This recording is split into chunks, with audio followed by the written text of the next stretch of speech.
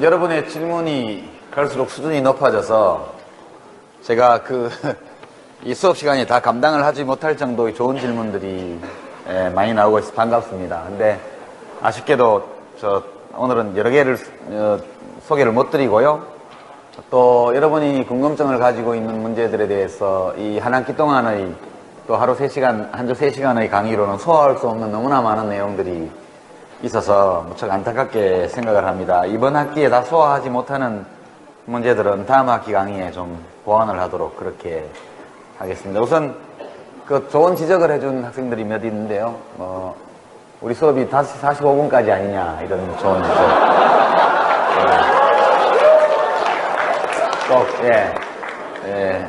오늘은 그래 되도록 하겠습니다.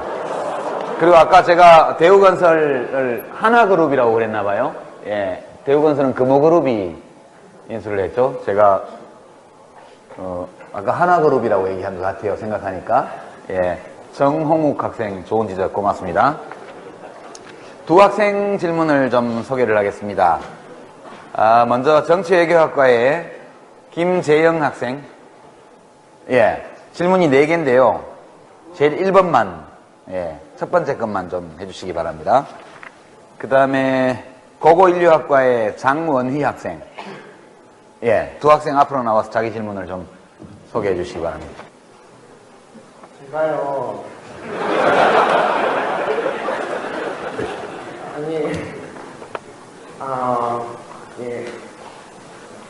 저는 정치외교학과 공사학번 김재영입니다.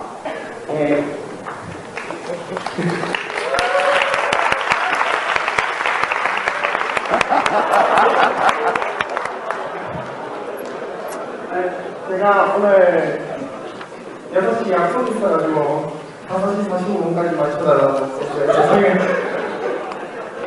1번 질문은요, 저는 효율성 증대에 대해서 민영화가 필요하다고 생각하고요.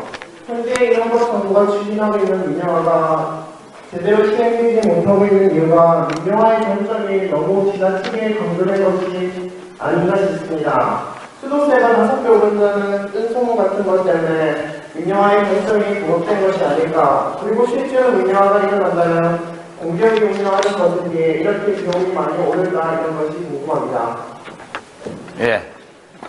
수고했습니다. 이쪽으로.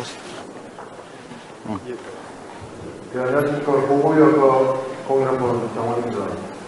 저는 BTO 방식과 BTL 방식이라는 얘기를 많이 듣는데, 그게 민자 자본 유치 그런 개념으로 알고 있는데, 얼마 전에 뉴스를 보니까 인천 공항 고속도로가 민자 유치 방식으로 해서 지어졌는데, 그 손실 보전금을 국가에서 지원해준다는 얘기 들었습니다. 근데 거기서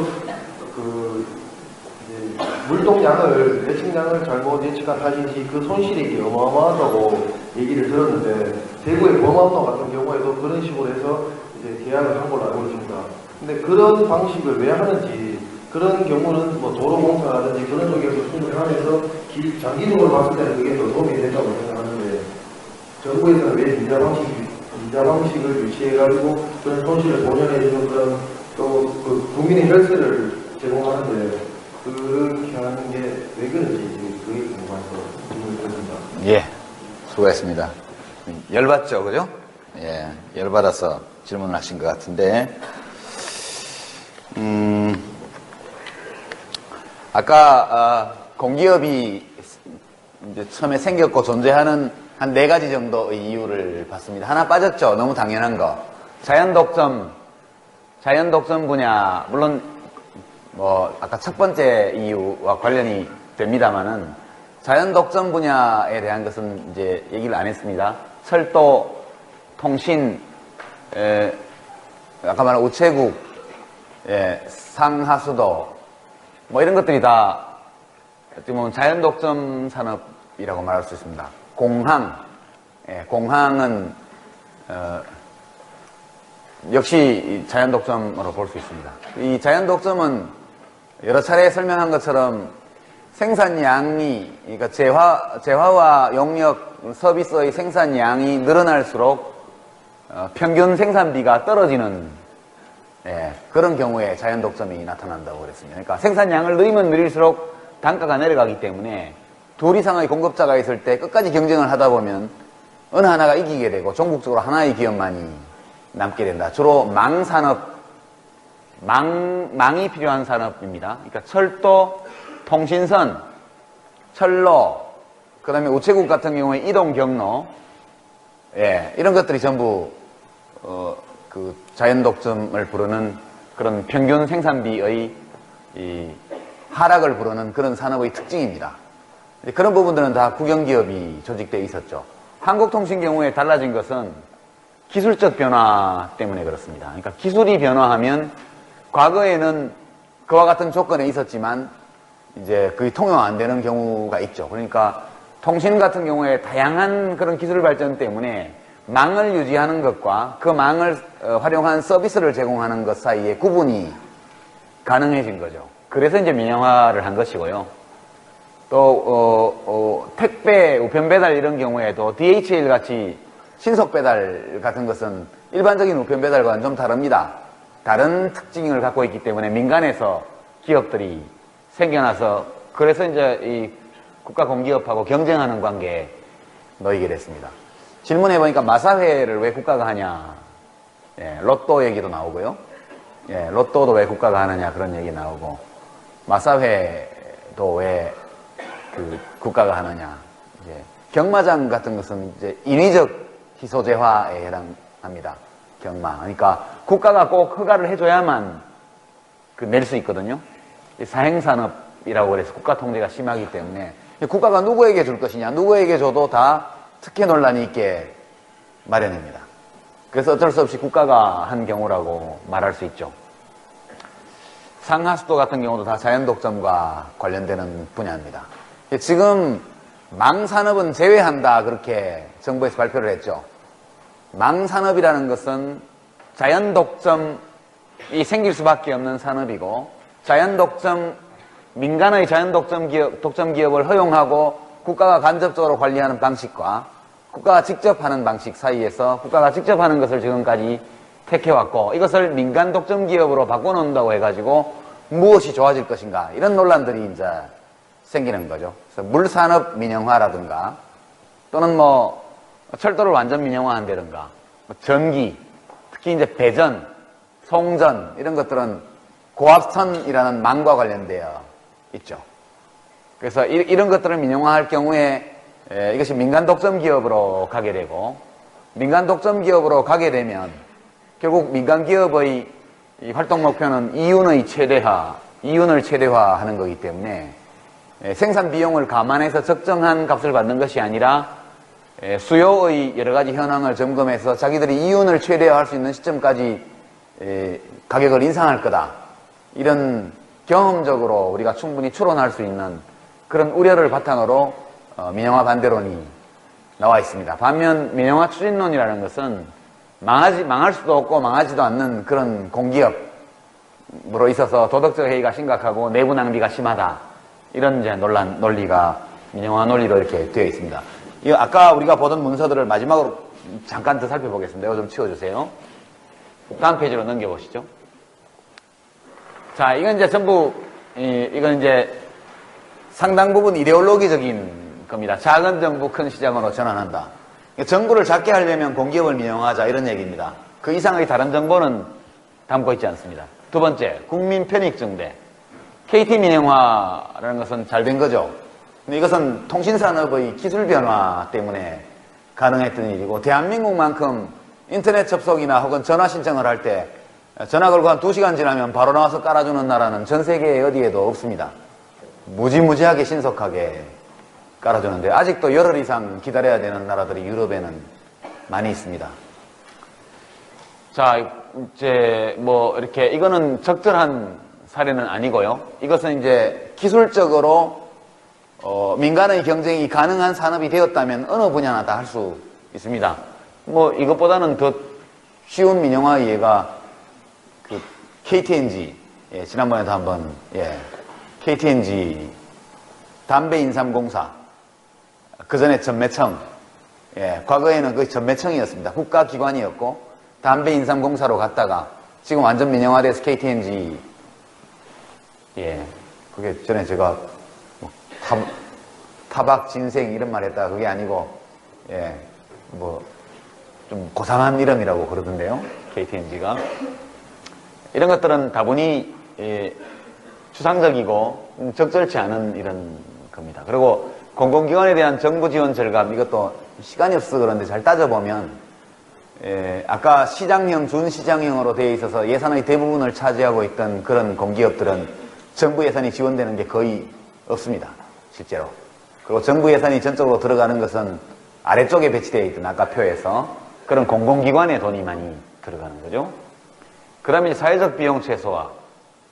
그렇게 해서 전기, 가스, 수도, 의료보험은 민영화 대상에서 제외. 예, 이건 뭐 전부 이게 자연독점 분야에 해당되는 겁니다. 여기는 제가 보건대는 이론적으로 보든 경험적으로 보든 민간 독점 기업을 허용할 경우에 국가가 직접 통제하는 경우보다 가격 인상은 불가피하다. 그것은 뭐 더 가격을 인상할 수 없다면 민간이 뛰어들 리가 만무한 거죠. 그렇고요.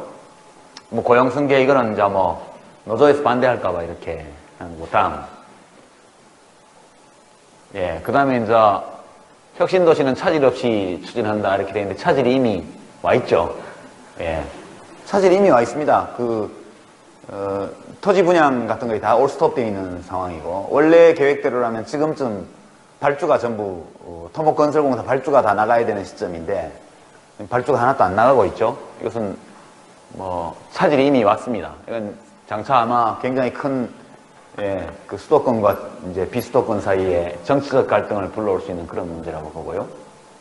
예, 그 다음에 뭐 균형위라고 돼 있는데 국가균형발전특별법은 지역발전특별법으로 바꾼다고 그러고요. 국가균형발전위원회는 법적기구니까 그 위원장은 균형발전이 미친 짓이라고 반대하던 분을 지금 위원장으로 앉혀놔서 여기는 뭐 그냥 립서비스라고 보면 됩니다.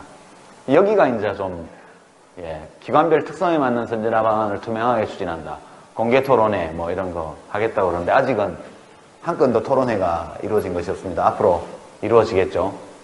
이제 이런 부분은 상당히 합리적으로 이야기할 수 있는 분야라고 봅니다. 유사 중복기관 통폐합하는 그런 거. 예. 경쟁 여건이 형성되어 있거나 향후 경쟁 가능성이 높아 민간 수행이 바람직한 경우 민영화한다. 어딘지를 한번 나중에 보겠습니다. 공공성 때문에 존치되는 모든 공공기관은 경영효과를 한다. 좋은 얘기입니다. 이거는 해야 됩니다. 다음. 이건 뭐 동호 반복입니다. 계속. 그 다음 또 넘겨보죠.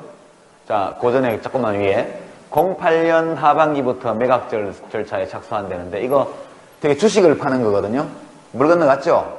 저 때만 해도 지금 세계금융공황이 이런 양상으로 올지 몰랐습니다. 8월 초만 하더라도. 예, 지금 뭐 주식 가격이 바닥에 있고, 예, 좀 있으면 747로 코스피가 접근하지 않을까. 예, 그런 판국에 지금 매각 못 합니다. 지금 공적 자금 들어간 기업들 매각하는 것도 다 연기될 가능성이 많습니다. 지금 팔면 완전 헐값에 파는 거거든요. 주식 시장이 너무 안 좋기 때문에 지금은 어떤 지분 매각도 하기 어려운 상황에 와 있습니다. 그런데도 대우조선 판다고 지금 나와 있는데, 예, 저것도 굉장히 큰 문제죠. 뭐, 그 다음에 쭉, 예, 뭐, 다양하게 하겠다. 다음 넘겨보죠. 통폐합, 기능조정, 이거 넘어갑시다. 다음 문서를 한번 보여주죠. 다음 문서의 1단계 추진 계획을 한번 보겠습니다. 1차 추진 계획 아닙니다. 자, 이건 뭐 그냥 넘어가고요. 뭐 과거에 이렇게 했다는 얘기입니다. 자, 1차 선진화 추진 계획 안에 41개 기관이 대상입니다. 민영화가 27개, 통폐합이 하나, 기능조정 12개입니다. 민영화 보죠? 어떤 거 하는지. 민간과 경쟁하고 있거나 경쟁 가능성이 높아 민간이 수행하는 것이 바람직한 기관. 산업은행 제일 먼저 나옵니다. 예. 산업은행과 그 자회사들. 예, 이거는 예, 요즘처럼 은행 국유화 붐이 전 세계적으로 불고 있는 마당에 지금 우리는 이제 반대로 그나마 남아있는 산업은행을 민영화합니다. 이것은 살 수 있는 기업이 어떤 기업이 있을까요? 굉장히 덩치가 큰 기업이거든요. 산업은행은 하이닉스의 굉장히 큰 주주기도 하고요. 정부가 직접 IMF 이후에 기업에 넣은 게 아니라 산업은행을 통해서 돈을 많이 넣기 때문에 산업은행은 외환은행의 대주주이기도 하고요. 예, 하이닉스의 대주주이기도 하고 기타 등등 웬만한 아까 봤던 공적자금 투입 기업의 주식을 상당히 많이 가지고 있는 기업입니다. 그 다음에 이제 기업은행도 판다고 합니다. 이제 국책은행은 이제 하나도 사실상 남지 않게 되는 상황으로 갑니다. 국민은행은 더 이상 국책은행으로 보기 어려운 상황이기 때문에. 인천국제공항, 이거 구역 독점이죠, 구역 독점. 예, 인천국제공항은 대한민국에서 하나밖에 없는 허브 국제공항입니다. 이런 걸 다른데 또 하나 만들 수 없죠. 그래서 이제 독점 기업이 될 겁니다. 이런 거 팔려면 돈 있는 사람이 사겠죠? 누가 살까요? 대기업이 사겠죠, 재벌. 또, 외국 기업. 예. 외국에 팔아넘기거나 국내 재벌에 팔거나 둘 중에 하나가 되겠습니다. 그래서 금산분리, 금융과 산업을 분리하는 현재의 금융규제, 이게 있으면 기업들이 이거 못 사게 되죠. 살 사람이 없잖아요. 팔려면 그걸 해제해야 되죠. 그래서 지금 금산분리를 완화하는 예, 그런 법률안이 준비되고 있습니다. 그냥 재벌 기업에 넘어간다고 봐야죠. 예, 그 다음에 공적 자금 투입 기관 이거 판다는 얘기입니다. 예, 조속히 지분 매각한다는데 대우조선해양 지금 진행 중이고요. 쌍용건설도 마무리 한다는데 예, 아마 헐값으로 판다면 예, 주가가 작년 이맘때보다 반토막 난 상황에서 지금 주식을 팔아야 되기 때문에 제가 돈 많으면 지금 사겠습니다. 예, 지금이 주식을 살 타이밍이거든요. 그 다음 봅시다. 내려보시죠. 예, 골프장. 이건 팔아도 됩니다, 이거. 예. 국가가 골프장 많이 갖고 있어요. 이건 성남에 있는 건데요, 뉴세울 CC. 예, 성남에 있어서, 골프장을 뭐하러 가지고 있어요? 팔아도 되지. 이런 거는 아무 상관이 없습니다. 이것은 골프장을 국가가 보유해야 될 그 어떤 논리적 근거도 찾을 수 없기 때문에, 한국자산신탁, 그 다음에 한국토지신탁, 이거는 지금, 예, 어떤 민간에서 활성화되어 있죠. 그러나 이제 이것은 은행을 매각하는 거하고 같은 논리입니다. 예, 자산신탁 업종에서도 국가가 손을 떼겠다. 그 다음에 한국건설관리공사. 이거는 이제 건설안전, 건설관리를 책임지는 건데 이것도 민간에 주겠다. 경북관광개발공사는 왜 국가가 갖고 있는지 모르겠어요. 경북인데. 여하튼 이것도 민영화한답니다. 예, 이것도 밑에 이제 골프장이나 뭐 이런 게 있으니까 부분적으로 민영화하는 거죠. 다음. 통폐합. 주택공사, 토지공사 통폐합. 이건 그리 큰 문제는 아니겠죠. 예, 기관이 2개 있으나 1개 있으나 하는 일만 똑같으면 국민들에게는 아무 하자가 없겠죠. 다음 기능조정. 예, 관광공사. 이거는 이제 면세점 이런 거는 돈 되는 거 이런 민간에 팔겠다는 거죠. 돈 되는 거. 가만히 보면 돈 되는 거는 다 예, 민간에 판다는 겁니다. 석유공사, 광업진흥공사 이것도 지금 자원개발 기능에 중점을 두겠다. 이건 좋은 얘기고요. 다음. 국민체육진흥공단, 전기안전공사, 산업기술시험은 주로 이것은 안전관리와 관련되어 있거나 또는 이제 이 체육진흥과 관련되어 있는 이런 것들도 안 하겠다는 뜻입니다. 국가가. 그 다음.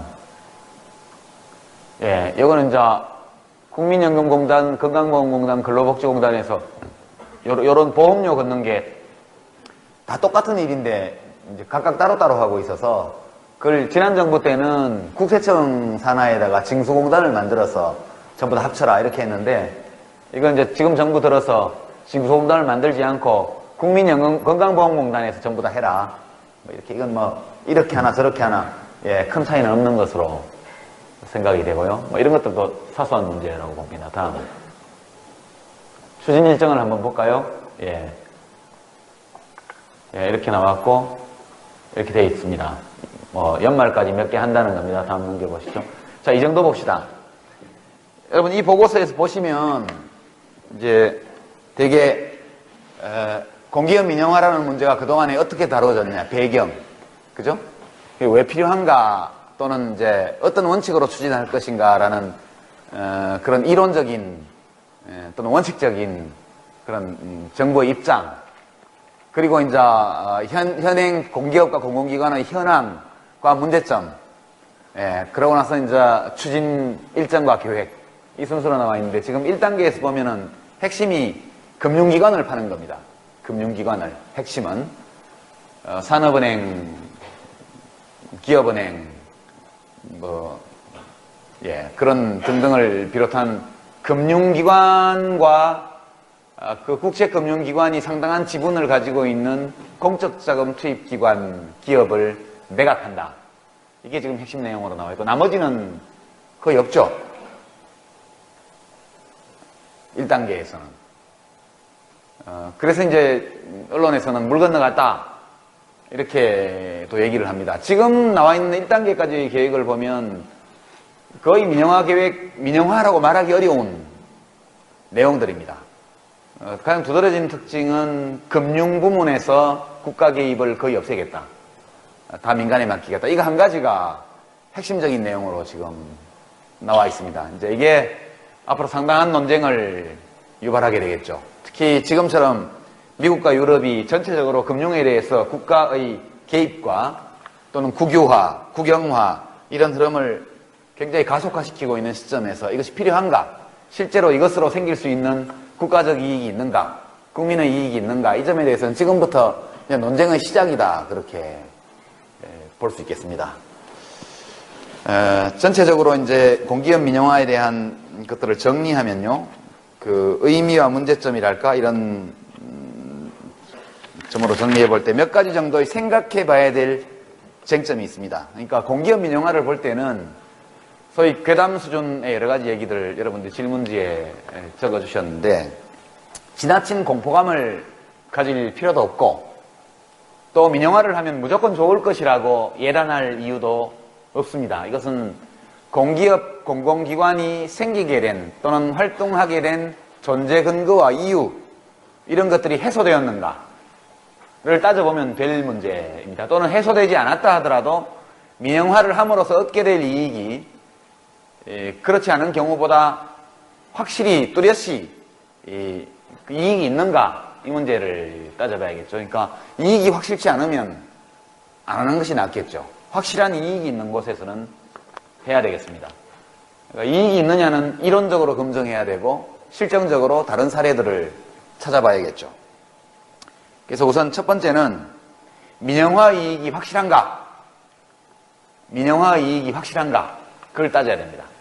특히 산업은행, 기업은행의 정부 지분을 완전히 매각하는 문제, 또 그 국책은행을 통해서 정부가 지분을 가지고 있는 민간 기업들을 뭐 어느 시점에서 어떻게 파는가 이런 문제들은 이것이 확실히 이익이 남는 문제인가 이걸 중심으로 따져야 되는데 현재까지 기획재정부가 제시한 문건들을 보면 어떤 이익이 확실한지에 대한 어떠한 언급도 현재까지는 찾아보기 어렵다는 것이 제가 뭐 그냥 솔직히 있는 그대로 보는 느낌입니다.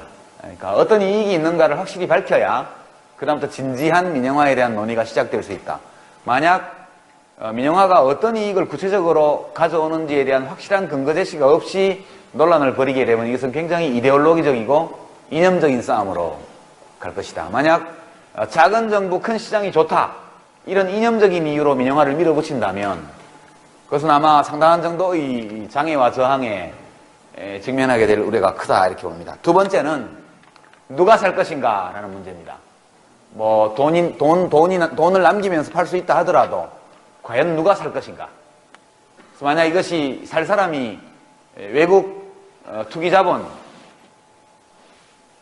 전에처럼 론스타라든가 이런 투기자본이든가 또는 경제력 집중이 문제가 되고 있는 국내 재벌기업뿐이라고 할 때 서로 민영화 이익이 있다 하더라도 이것이 경제력 집중을 심화시키거나 또는 중요한 국가의 전략산업을 외국 투자자의 손에 맡김으로써 발생할 수 있는 손실, 위험 이런 것들을 초과할 만큼 충분한가? 그것을 2단계로 따져봐야겠죠. 그러니까 민영화 그 자체가 주는 이익이 확실하다 하더라도 그 이익을 얻음으로써 추가적으로 발생하게 되는 다른 경제적인 문제를 상쇄하고도 남을 만큼 이익이 충분한가? 이게 두 번째로 따져야 될 문제고요. 세 번째는 시간의 문제입니다. 단기적으로 1년, 2년, 3년, 4년, 5년 또는 10년 동안 이익이 확실히 나고 또 그것이 다른 부작용을 충분히 초과할 정도의 이익이 난다 하더라도 장기적으로 그와 같은 이익이 지속적으로 존재할 수 있는가? 이 문제를 세 번째로 따져봐야 됩니다. 이 세 가지 관점에서 충분히 검토한 결과 이익이 확실하고 이러한 이익을 얻는 과정에서 일부 부작용이 있지만 이 이익의 규모나 이런 것들이 가치가 그런 부작용을 충분히 상쇄하고 남을 만큼 크고 그리고 아주 긴 시각으로 장기적으로 봤을 때에도 이와 같은 이익이 지속될 수 있다. 이런 판단이 든다면 과감히 민영화를 하는 것이 옳다. 이제 저는 그렇게 생각을 합니다. 여기까지가 오늘 원래 주제와 관련된 내용이고요. 아까 나온 질문들을 좀 언급하죠. 그 민영화로서 효율성을 기할 수 있다. 이것은 이제 성립할 수 있는 주장이라고 생각합니다. 그러니까 아까 첫 번째 학생 질문에서 효율화를 기하기 위해서는 민영화가 필요하다고 본다. 이 논리도 성립할 수 있습니다. 그러나 앞에서 말씀드린 세 가지의 민영화가 옳으냐, 해야 될 것이냐 말아야 될 것이냐를 따질 때 그 세 가지 이 의문을 가지고 이 문제를 해명해 본 결과 이것이 뚜렷지 않다. 그렇게 된다면 민영화를 하지 않은 가운데 비효율을 제거할 수 있는 그와 같은 아까 추진계획에 들어있던 내부 혁신, 공적인 통제 강화 이런 것들을 하는 것이 타당하겠죠. 대답이 됐으리라고 보고요. BTL 방식이라는 것은 요즘 많이 하는 건데요. Build, Transfer, 그리고 Lease의 준말입니다. BTL이라는 것은 Build, 지어서 정부한테 넘겨주고 그 다음에 리스 한다는 정부가 일정 기간 동안 계속해서 돈을 준다는 뜻입니다. 그 돈을 준다는 것이 정부가 바로 준다는 것이 아니고 그 사업자가 예측했던 충분한 수입의 흐름을 얻지 못할 때 그 차이만큼을 국가가 계속 보전해주는 방식으로 그렇게 해왔습니다. 저는 개인적으로 이러한 BTL 방식을 많이 하는 거에 대해서 참 우둔한 정책이었다 그렇게 생각합니다. 왜냐하면 이 BTL 방식이라는 것은 사실은 국가가 돈이 없을 때 또는 사회 전체적으로 필요한 사회적 인프라가 많이 있음에도 불구하고 그 사회가 그러한 인프라를 건설하는 데 필요한 재원을 조달할 능력이 없을 때 그때 민자유치를 하는 거거든요. 국내 민자든 해외에서 오는 민자유치든 그렇습니다. 그렇게 보는 것이 타당하죠. 근데 사실은 IMF 이후에 이것이 유행처럼 번져나갔는데요. 처음에는 민자유치해서 고속도로 건설한다 그러면 국민들이 좋아했습니다. 왜냐하면 그것이 선진국에서 다 그런다고 얘기를 하고 외국에서 요구한다고 그러고 IMF 이후에 그리고 또 일부 민영화를 좋아하는 언론 매체들이 계속해서 그것을 예찬하는 보도를 내보내기 때문에 좋은 줄 알았죠. 근데 이제 내용을 뜯어보면 전형적인 이제 민자사업 중에 하나가 천안 논산간 고속도로입니다. 그죠? 천안 논산간 고속도로. 서울과 부산을 왔다 갔다 하는 차들은 별로 상관이 없지만 호남선 쪽으로 내려가는 차들은 천안에서 논산까지 바로 뽑기 때문에 한 시간이 30분 정도 절약됩니다. 그거 처음에 차들이 별로 안 다녀서 왜냐면 요금이 비싸요. 사용료가. 차들이 돌아다녔단 말이죠. 그러다가 기름값이 확 오르니까 요새 아주 장사가 잘 된다고 그래요. 그죠? 기름값이 비싸질수록 그 대체도로가 인기가 있기 마련입니다. 초기에 돈이 충분히 들어오지 않을 때 엄청난 돈이 계속 들어갔죠. 여기 대구의 수성구에 있는 범안, 거기 600원 내던가? 500원 내던가요? 500원이죠. 500원 내는데 그것도 지금 해마다 엄청난 돈을 사업자한테 넣어주고 있죠. 대구시에서. 그렇습니다. 그러니까 왜 수요 예측을 엉터리로 했느냐? 그럼 그때 예측했던 공무원들한테 물어봐야죠. 그냥 실수였다. 그 수요 예측을 많이 해야 사업이 타당성이 있어 보이고, 그죠? 그리고 그런 과대축에 대한 수요의 근거를 두고 수익 모델을 설정을 하고, 그러고 나서 투자자에게 일정한 정도의 수입을 보장해 주도록 계약을 했는데 실제 그 수요 예측이 엉터리다 보니까 돈이 생각했던 거에 5분의 1밖에 안 들어온다 이거죠. 계속해서 돈을 물어줘야만 되는 거예요. 이걸 돈을 물어주기 싫으면 결국 시민들이 돈을 안 내도록 그냥 톨게이트를 없애버리고, 그죠? 그리고 예상되는 수입만큼을 대구시에서 돈을 계속 넣어줘야 되는 거죠. 그걸 넣어주기 싫다 그러면 사야 됩니다. 살려면 어차피 앞으로 몇십 년 동안 넣어줘야 될 돈을 현금으로 환산해서, 현재 가치로 환산해서 목돈을 줘야 되거든요. 그러니까 이러나 저러나 간에 꼼짝없이 돈은 들어가게 돼 있어요. 계약서에 도장 찍은 이상은. 그런 것이 다 BTL 사업입니다. 그러니까 저는 BTL 사업을 뭐 학교 현대화를 한다든가, 그죠? 무슨 병원을 짓는다든가 이런 건 괜찮다고 봐요. 그러나 고속도로처럼 전형적인 사회간접시설에 해당되는 것을 굳이 그렇게, 얼마든지 국가에서 돈을 조달해서 쓸 수 있는 방법이 있습니다. 그러니까 제가 원래 손님이 왕이라고 그랬는데, 고객이. 실제로 해보니까 고객이 왕은 아니더라고요. 공급자가 왕이에요. 이 SOC는. 그러니까 얼마든지 국가에서 결정을 하면 10조 이상의 돈을 운영권을 넘김으로써, 경부선 영동선 같은 운영권을 넘김으로써 현찰을 10조 원 이상 손에 넣을 수 있단 말이죠. 이 돈으로 얼마든지 고속도로들을 부족한 곳을 만들 수 있습니다. 이런 식으로 돈을 만들어 보면 충분히 돈을 유통해서 할 수 있음에도 불구하고, 저는 이것이 일종의 잘못된 신앙에 가까운 정도의 이데올로기, 이런 것에 근거한 것이 아니었나. 못하러 그 무슨 100km도 안 되는 길이의 고속도로를, 대한민국이 가난한 나라도 아닌데 외국 돈 끌어다가 해가지고 맨 사용료 주고 이런 뭐하러 하냐는 거예요. 사람들 댕길 때마다 불편하고. 어차피 국가에서 만들어도 사용료는 다 받게 돼 있는 건데, 사용하는 사람에게. 그래서 저는 이것이 면밀한 그런 타당성 검토나 이런 것을 할 능력이 우리에게 부족했던 점, 그리고 상당 부분 정치적으로 동기가 주어지고 이념적으로 말하자면 동기가 주어져서 그와 같은 투자 유치 결정들이 이루어졌다는 거, 이런 점들이 이제 문제가 잘못 풀리게 된 근본적인 이유 중에 하나가 아니었나, 그렇게 생각을 합니다.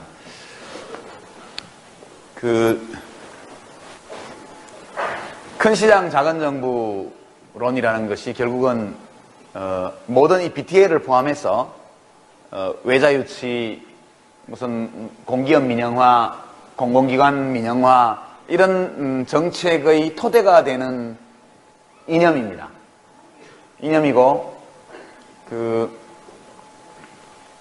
국가가 개입해서 무엇인가를 할 때는 반드시 비효율이 따라오게 돼 있어요. 그 점 또한 누구도 부정할 수가 없습니다. 우리가 쓰는 국가 정책이라는 것은 국가가 직접 할 때 생기는 비효율, 낭비, 경직성, 국민 불편,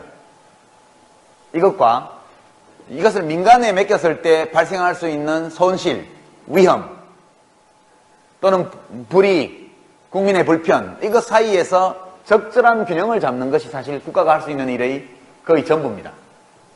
그러니까 이제 이 문제, 공기업의 문제를 접근할 때는 지극히 실용주의적으로 접근해야죠. 실용주의적으로.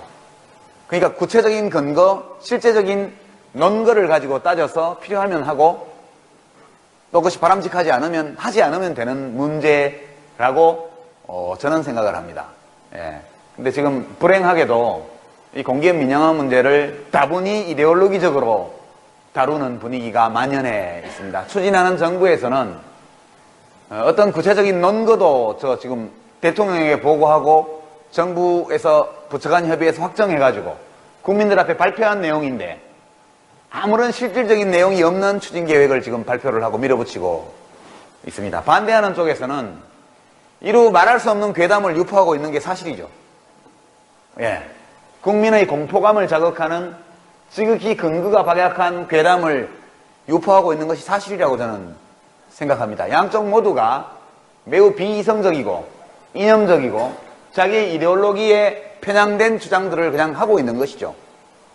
지금 노동조합이라든가 민주노총이라든가 민주노동당이라든가 이렇게 민영화에 적극적으로 반대하는 정치 세력이나 혹은 단체에서 나온 성명서 이런 것들을 보면 마찬가지로 정부의 민영화가 필요하다는 주장만큼이나 과장된 주장들이 막 쏟아져 나오는 것이 사실이라고 저는 생각을 합니다. 그래서 이 문제에 관해서는 좀 이성을 회복하고요, 차분하게 진짜 실용주의적으로 접근해야 된다. 여러분 이번 미국 대통령 선거 결과도 결과였지만 매우 우리에게 뭐랄까 의미를 던져주는 장면들이 몇 개 있었습니다. 저는 공기업 민영화 문제를 다룰 때에도 그와 같은 태도가 필요하다 이렇게 생각해요.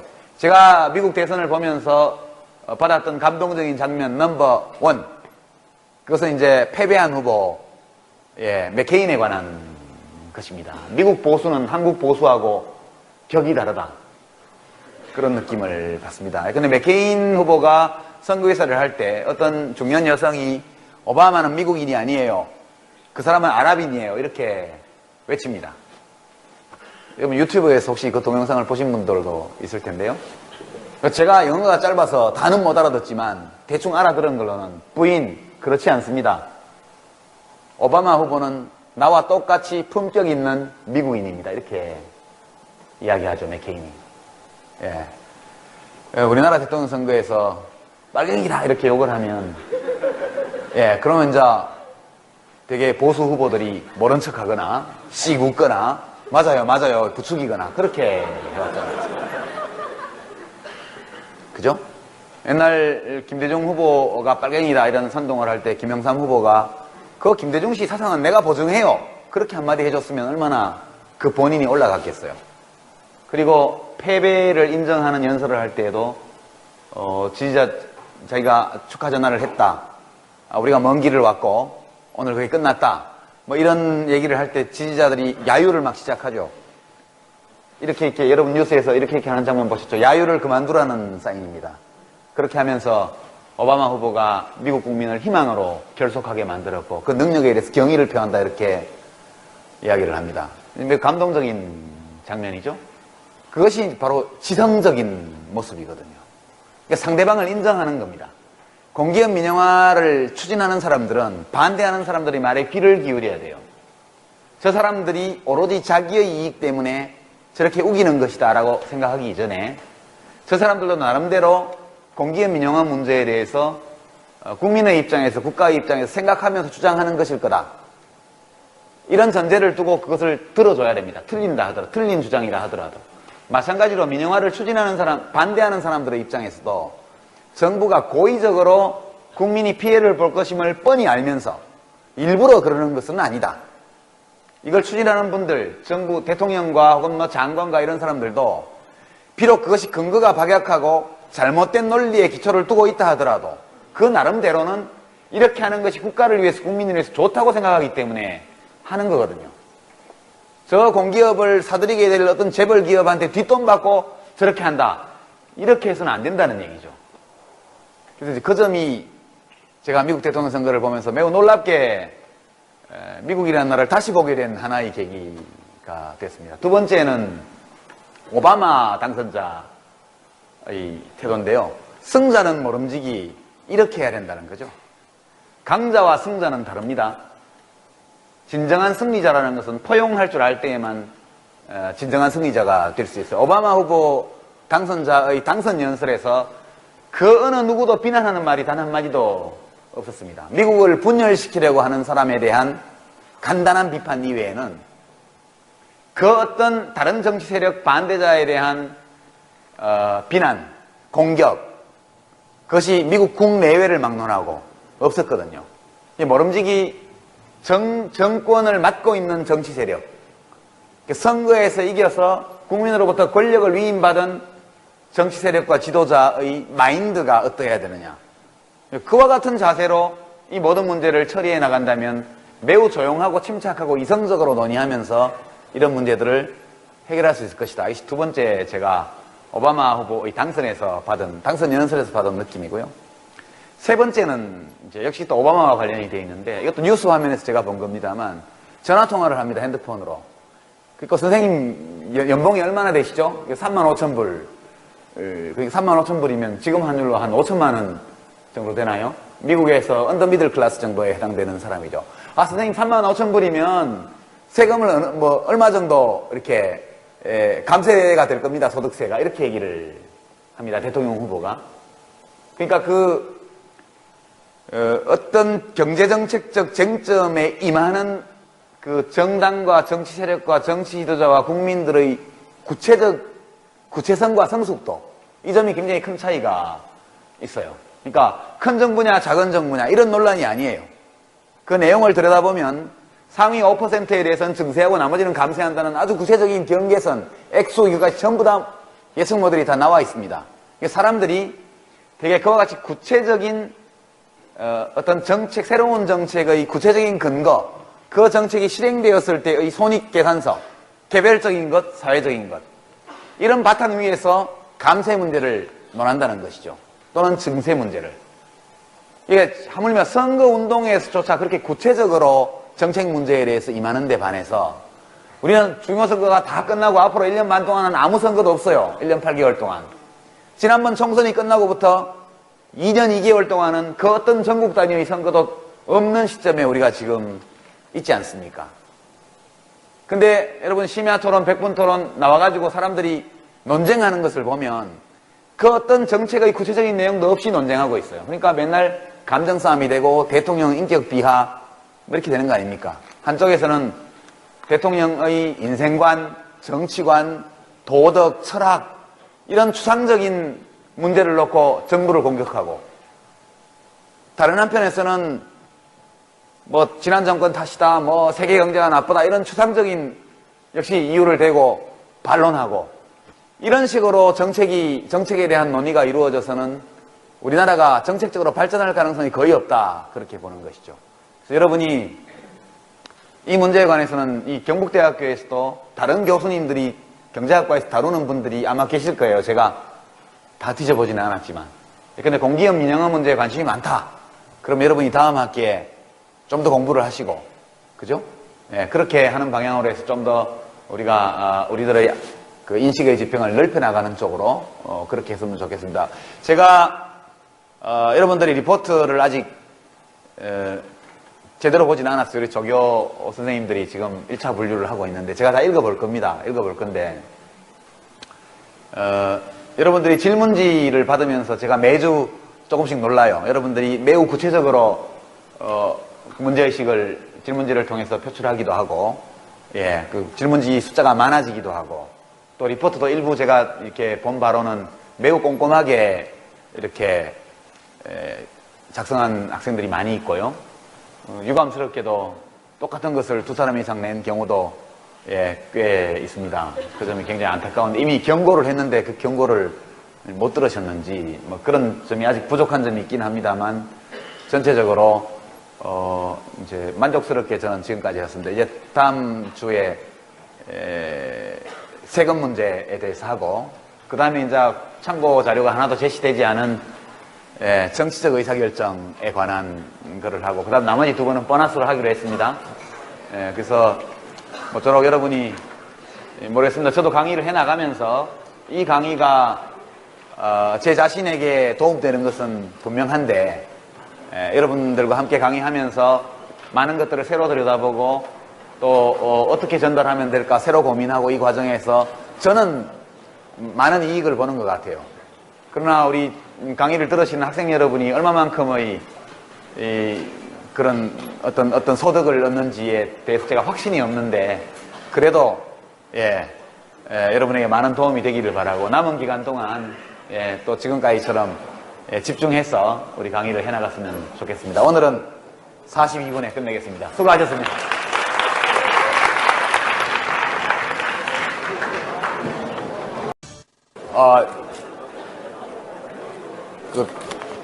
여러분의 질문이 갈수록 수준이 높아져서 제가 이 수업 시간에 다 감당을 하지 못할 정도의 좋은 질문들이 많이 나오고 있어서 반갑습니다. 근데 아쉽게도 오늘은 여러 개를 소개를 못 드리고요.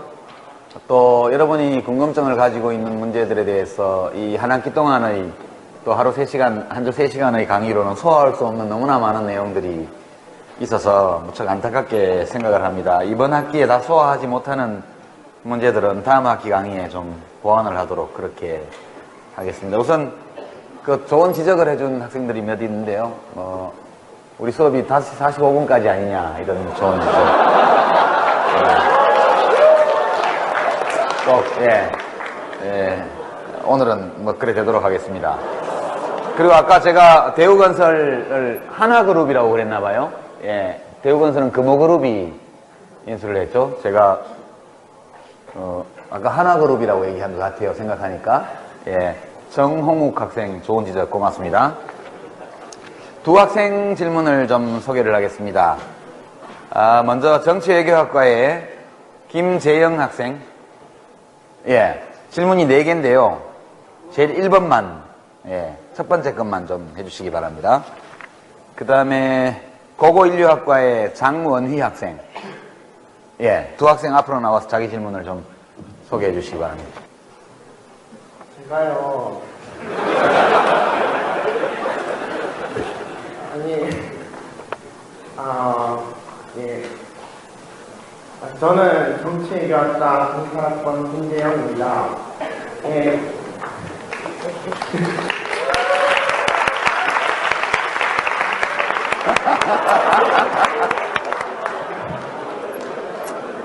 제가 오늘 6시 약속이 있어가지고 5시 45분까지 맞춰달라고 했어요. 죄송해요. 예, 1번 질문은요. 저는 효율성 증대에 위해서 민영화가 필요하다고 생각하고요.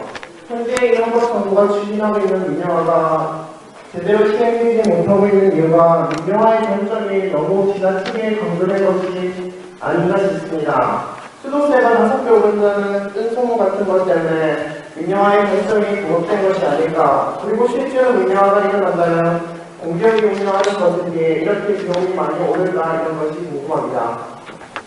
예, 수고했습니다. 예, 이쪽으로 오세요.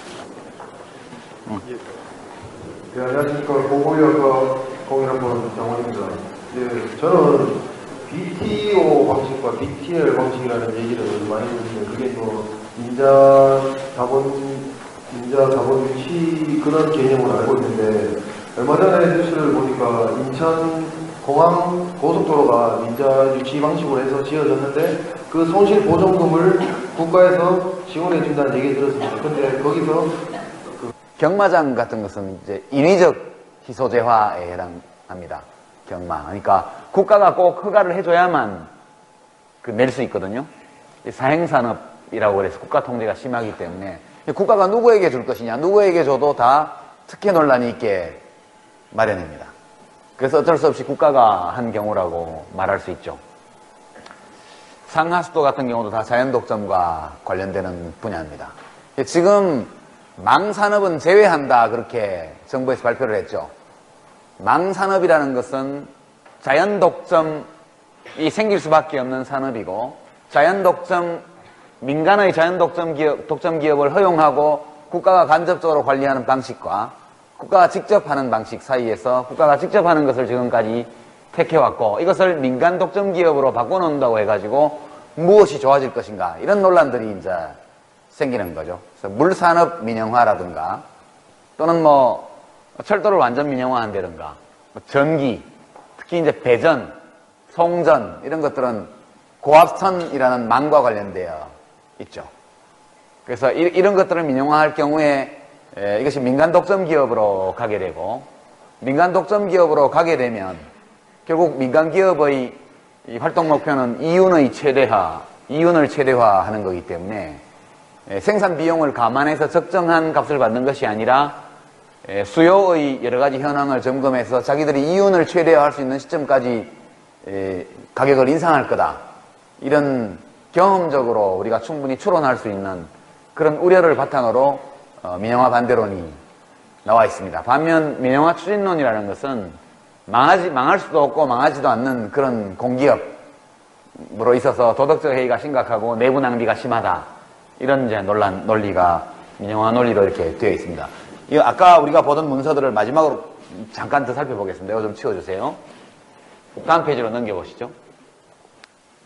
자, 이건 이제 전부, 이건 이제 상당 부분 이데올로기적인 겁니다. 작은 정부 큰 시장으로 전환한다. 정부를 작게 하려면 공기업을 민영화하자 이런 얘기입니다. 그 이상의 다른 정보는 담고 있지 않습니다. 두 번째, 국민 편익 증대. KT 민영화라는 것은 잘 된 거죠.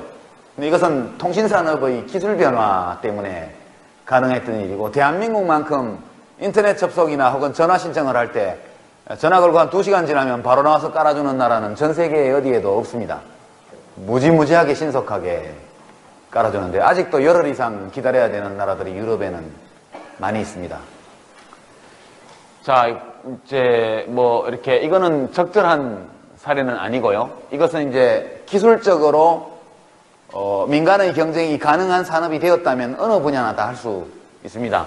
뭐 이것보다는 더 쉬운 민영화 예가 그 KTNG, 예, 지난번에도 한번, 예, KTNG 담배인삼공사, 그 전에 전매청, 예, 과거에는 그 전매청이었습니다. 국가기관이었고 담배인삼공사로 갔다가 지금 완전 민영화돼서 KTNG, 예, 그게 전에 제가 뭐 타박 진생 이런 말 했다가 그게 아니고, 예, 뭐 좀 고상한 이름이라고 그러던데요.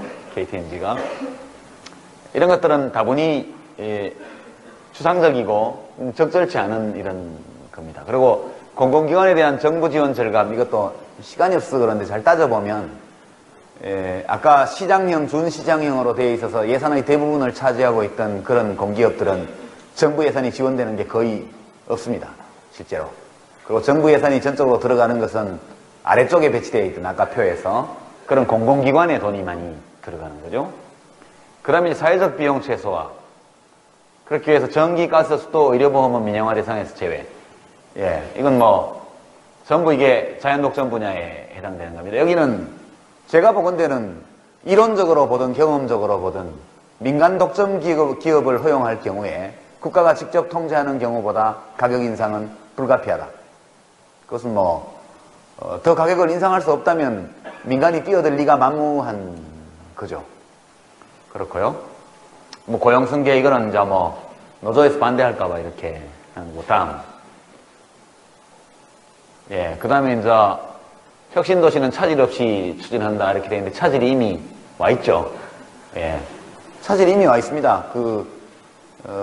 토지 분양 같은 것이 다 올스톱 되어 있는 상황이고 원래 계획대로라면 지금쯤 발주가 전부 토목건설공사 발주가 다 나가야 되는 시점인데 발주가 하나도 안 나가고 있죠. 이것은 뭐 차질이 이미 왔습니다. 이건 장차 아마 굉장히 큰 그 수도권과 이제 비수도권 사이에 정치적 갈등을 불러올 수 있는 그런 문제라고 보고요. 예, 그 다음에 뭐 균형위라고 돼 있는데 국가균형발전특별법은 지역발전특별법으로 바꾼다고 그러고요. 국가균형발전위원회는 법적기구니까 그 위원장은 균형발전이 미친 짓이라고 반대하던 분을 지금 위원장으로 앉혀놔서 여기는 뭐 이것도 그냥 립서비스라고 보면 됩니다. 여기가 이제 좀 기관별 특성에 맞는 선진화 방안을 투명하게 추진한다. 공개 토론회 뭐 이런 거 하겠다고 그러는데 아직은 한 건도 토론회가 이루어진 것이 없습니다. 앞으로 이루어지겠죠. 이제 이런 부분은 상당히 합리적으로 이야기할 수 있는 분야라고 봅니다. 유사 중복기관 통폐합하는 그런 거. 예. 경쟁 여건이 형성되어 있거나 향후 경쟁 가능성이 높아 민간 수행이 바람직한 경우 민영화한다. 어딘지를 한번 나중에 보겠습니다. 공공성 때문에 존치되는 모든 공공기관은 경영효과를 한다. 좋은 얘기입니다. 이거는 해야 됩니다. 다음. 이건 뭐 동호 반복입니다. 계속. 그 다음 또 넘겨보죠. 자, 그 전에 조금만 위에 08년 하반기부터 매각 절차에 착수한다는데 이거 되게 주식을 파는 거거든요. 물 건너갔죠? 저 때만 해도 지금 세계금융공황이 이런 양상으로 올지 몰랐습니다. 8월 초만 하더라도. 예, 지금 뭐 주식 가격이 바닥에 있고, 예, 좀 있으면 747로 코스피가 접근하지 않을까.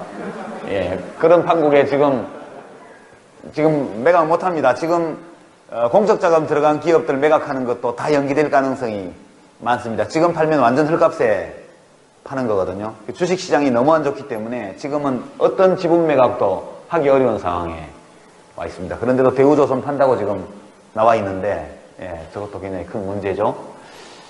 그 다음에 쭉, 예, 뭐 다양하게 하겠다. 다음 넘겨보죠. 통폐합, 기능조정, 이거 넘어갑시다. 다음 문서를 한번 보여주죠. 다음 문서의 1단계 추진 계획을 한번 보겠습니다. 1차 추진 계획 아닙니다. 자, 이건 뭐 그냥 넘어가고요. 과거에 이렇게 했다는 얘기입니다. 자, 1차 선진화 추진 계획 안에 41개 기관이 대상입니다. 민영화가 27개, 통폐합이 하나, 기능조정 12개입니다. 민영화 보죠? 어떤 거 하는지. 민간과 경쟁하고 있거나 경쟁 가능성이 높아 민간이 수행하는 것이 바람직한 기관. 산업은행 제일 먼저 나옵니다. 예. 산업은행과 그 사회사들. 예, 이거는 예, 요즘처럼 은행 국유화 붐이 전 세계적으로 불고 있는 마당에 지금 우리는 이제 반대로 그나마 남아있는 산업은행을 민영화합니다. 이것은 살 수 있는 기업이 어떤 기업이 있을까요? 굉장히 덩치가 큰 기업이거든요. 산업은행은 하이닉스의 굉장히 큰 주주기도 하고요. 정부가 직접 그 IMF 이후에 기업에 넣은 게 아니라 산업은행을 통해서 돈을 많이 넣기 때문에 산업은행은 외환은행의 대주주이기도 하고요. 예, 하이닉스의 대주주이기도 하고 기타 등등 웬만한 아까 봤던 공적자금 투입 기업의 주식을 상당히 많이 가지고 있는 기업입니다. 그 다음에 이제 기업은행도 판다고 그럽니다. 이제 국책은행은 이제 하나도 사실상 남지 않게 되는 상황으로 갑니다. 국민은행은 더 이상 국책은행으로 보기 어려운 상황이기 때문에.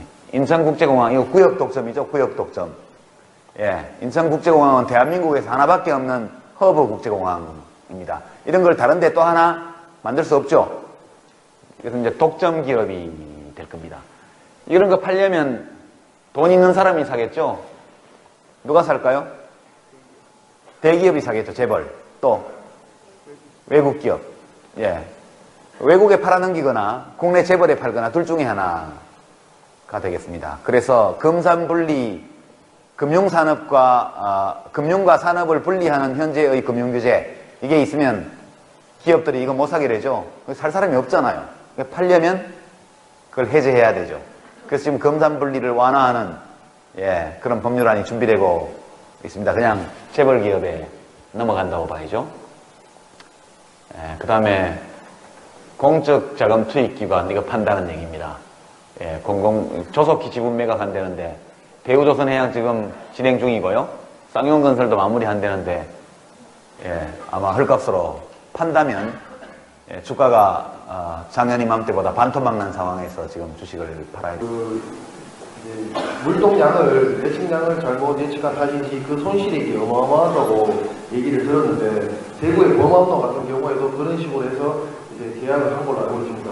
근데 그런 방식을 왜 하는지, 그런 경우는 뭐 도로공사라든지 그런 쪽에서 수행을 하면서 장기적으로 봤을 때는 그게 더 도움이 된다고 생각하는데 정부에서는 왜 이자 방식을 유치해가지고 그런 손실을 보전해주는 그런 또 그 국민의 혈세를 제공하는데 그렇게 하는 게 왜 그런지 그게 궁금해서 질문을 드립니다. 예, 수고했습니다. 열받죠, 그죠? 예, 열받아서 질문을 하신 것 같은데, 아까 공기업이 이제 처음에 생겼고 존재하는 한 4가지 정도의 이유를 봤습니다. 하나 빠졌죠. 너무 당연한 거. 자연독점 분야, 물론 뭐 아까 첫 번째 이유와 관련이 됩니다만은 자연독점 분야에 대한 것은 이제 얘기를 안 했습니다. 철도, 통신, 아까 말한 우체국, 상하수도, 뭐 이런 것들이 다 어떻게 보면 자연독점 산업이라고 말할 수 있습니다. 공항, 공항은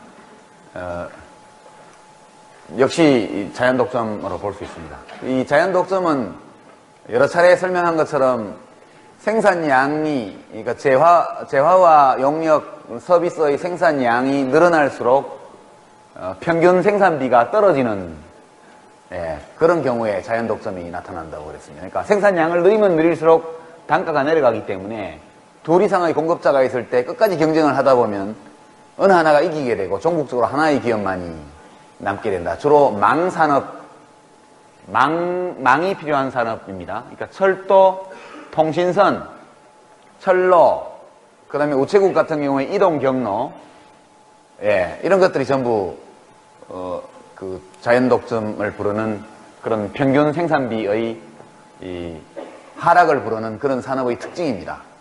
그런 부분들은 다 국영기업이 조직되어 있었죠. 한국통신 경우에 달라진 것은 기술적 변화 때문에 그렇습니다. 그러니까 기술이 변화하면 과거에는 그와 같은 조건에 있었지만 이제 그게 통용 안 되는 경우가 있죠. 그러니까 통신 같은 경우에 다양한 그런 기술 발전 때문에 망을 유지하는 것과 그 망을 활용한 서비스를 제공하는 것 사이에 구분이 가능해진 거죠. 그래서 이제 민영화를 한 것이고요. 또 택배, 우편 배달 이런 경우에도 DHL 같이 신속 배달 같은 것은 일반적인 우편 배달과는 좀 다릅니다.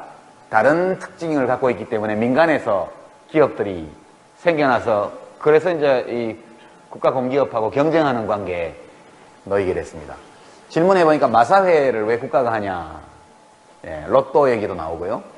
예, 로또도 왜 국가가 하느냐 그런 얘기 나오고, 마사회도 왜 국가가 하느냐.